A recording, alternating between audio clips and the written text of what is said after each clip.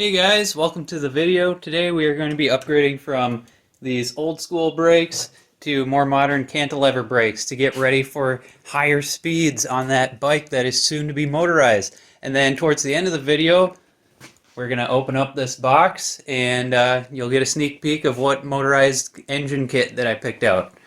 Let's get started. So since this is a mountain bike and it has two brake levers instead of a hub brake, we're going to switch over to this dual brake pull lever. You can get these on eBay pretty cheap. This is from a previous project I had. So first thing I'm going to do is pull off these hand grips, pull off these brake levers, and then put this bad boy on.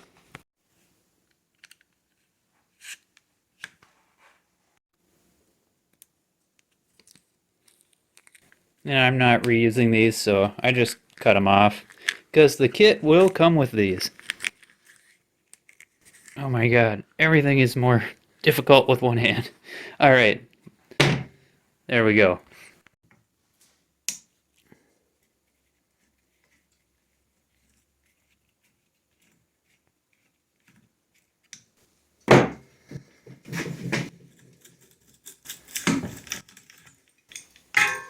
There we go. Okay, I got my rear cable in there. Just had to loosen the nut on that rear brake. So I'll go ahead and slide this on, and then we'll get that front cable on once we get the front brakes done. Okay, so as you can see here, these brake pads have seen better days. That's not going to stop anything like that. So yeah, I'm going to need to swap those over, and I also need a different style cable for that little hook there. Thankfully, last project bike has the same kind of brakes. And the pads are medium good. And this is a 24-inch wheel, and our bike that we're working on now is a 26, so I don't know if the angle is going to be perfect, the curve on these pads, but it should be close enough. So yeah, we'll go ahead and swap it over and then swap this cable over and see if we can get some functional brakes. Okay, so I just noticed that our wheel's a little bit off center. You can see this brake only goes that far and this one doesn't really touch. So I'm just going to take out the spacer on this side, which should pull this over a little bit to the left and straighten out our wheel. Okay, so I took out that spacer on the left side here, and then it turns out it also had a little bit of side-to-side play in the axle bearings. Because I had the bike lean towards the right, it made it off. Anyway, so long story short, I tightened up the nut right there that tightens up the bearings.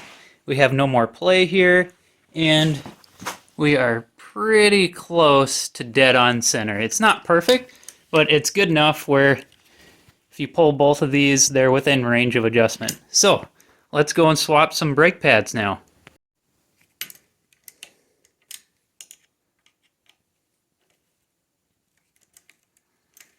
Alright, and then just be really careful not to lose these washers. Ah, shit. Well, this is a happy coincidence. I got the new brake pad on the right side, and it is the exact same as the one that was on the left side of the bike. So I only have to swap one and just have to adjust the one on this side, and then we're good to go. Now I'll just swap this cable over here.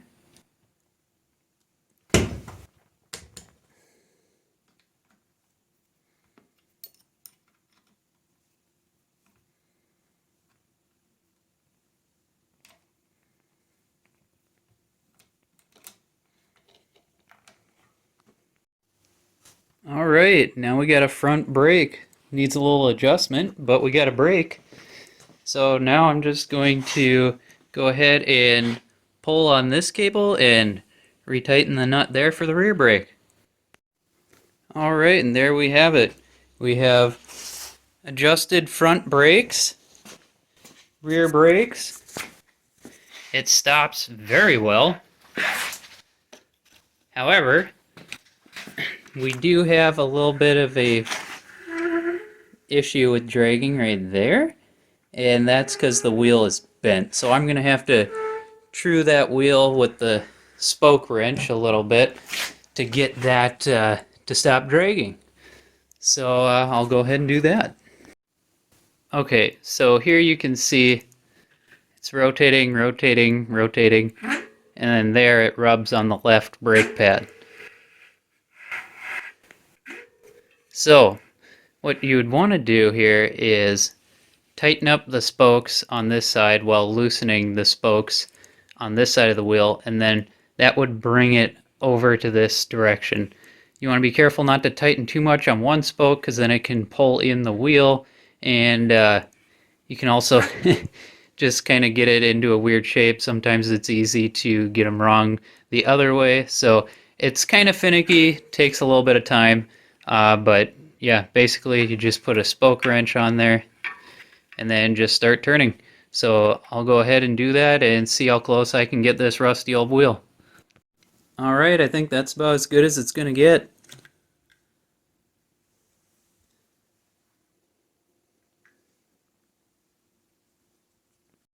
After I used the brakes a couple of times, the gap tightened up there and it was rubbing again, so I spent another 20 minutes truing the wheel, and now I think we're pretty darn close to perfect. That's about the best you can hope for from a 30-year-old wheel that's all rusty. Because when it gets rusty, these little nuts get much more difficult to tighten and loosen. So yeah, that's pretty dang good. I think that does it for this brake video here. Oh, and one last thing I wanted to show you guys before we get to the motor kit. You can set your brake bias right here. This is a little further out than you'd usually want that. Usually you want to adjust that down here, but this cable's old and it's kind of bent up underneath, so that's why I adjusted it up there. But now we have good brake bias. I've probably got it set, once my weight's on it, about 70-30. But stops super quick, way better than it ever did with that old school brake and those tiny pads. So yeah, let's get to opening up this box so I can show you guys the motor. Alright, as promised, here's your unboxing video, because those are always so exciting. So, this is a two-stroke. It is designed to go on a bike. It is marketed as 100 cc's. Now, I did the math on the bore and stroke, and it's actually more like 78.5 cc's, but it's a pretty healthy upgrade from your typical 66 cc's. They were marketed as 80. I'm not going to take that out of the plastic. But yeah, you guys can see what I got there. Nice little bike motor, chain, fuel tank, all that other crap that comes with it. So yeah, that's what's going to be going on this bike. Alright guys, thanks for watching. We're pretty close to slapping a motor on this old bike. I think it's going to be a lot of fun, and we might even throw some mods on it later, is typical Pulsar 2121 fashion. Yeah, if you like this video, give us a thumbs up. Make sure to subscribe so you can see what happens next time. And I'll see you guys around next time too. Catch you later.